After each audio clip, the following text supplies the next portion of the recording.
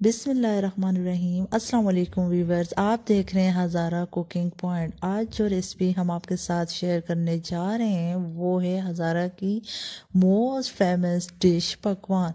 जी हाँ, आज हम आपके साथ यमी यमी पकवान रेसिपी शेयर करेंगे। तो चलें चलते हैं अपने इंग्रेडिएंट की तरफ।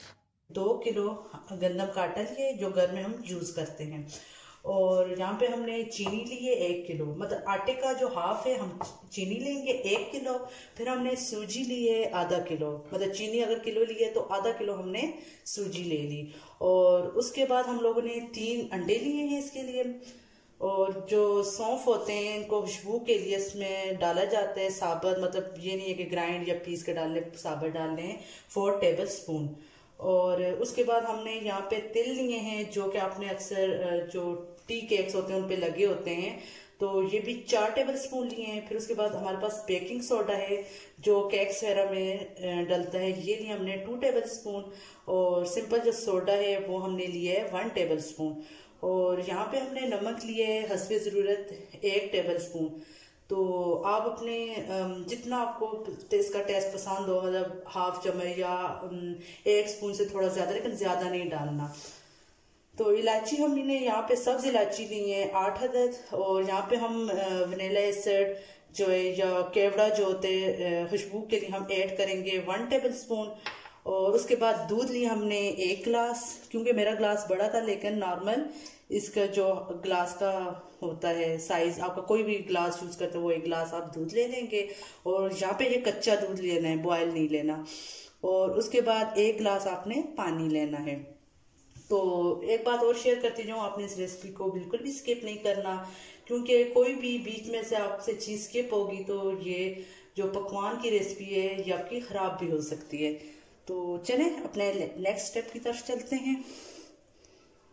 तो यहाँ पे हमने अपना चूल्हा ऑन कर दिया है और इस पे मैंने एक पतीले पे, अब ये जो 1 गिलास पानी मैंने आपको बताया था अब इस पतीले में मैंने ऐड किया।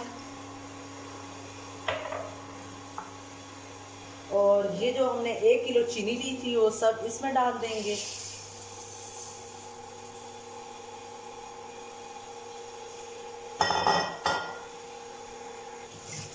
तो इसको मैं अच्छे से, जो पानी था इसमें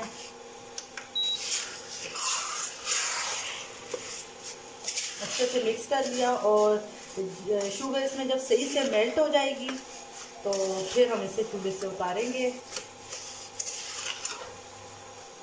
और इसे ऐसी हल्की आंच पे पकाना है, चम्मच इसे ऐसे हल्के हल्के चम्मच चलाते रहना है। अब हम अपने बाकी इंग्रेडिएंट सब मिक्स कर लेते हैं।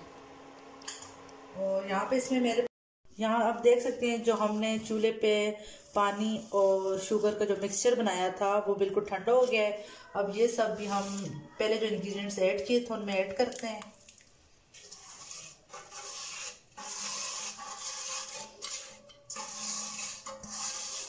अच्छे से इसमें ऐड कर दिया हमने। और अब हम इसको अच्छे से मिक्स कर देंगे और बिल्कुल आटे की तरह।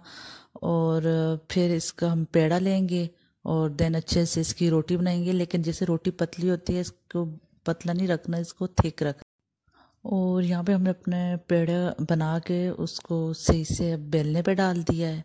और अब इसे हम मतलब बेलेंगे और इसको पतला करेंगे, बहुत रोटी की तरह पतला नहीं करेंगे, थोड़ा सा इसे हम थिक रखेंगे और बिल्कुल गोल शेप में बनाएंगे। थोड़ी बहुत शेप ख़राब भी हो सकती है, इश्यू नहीं है।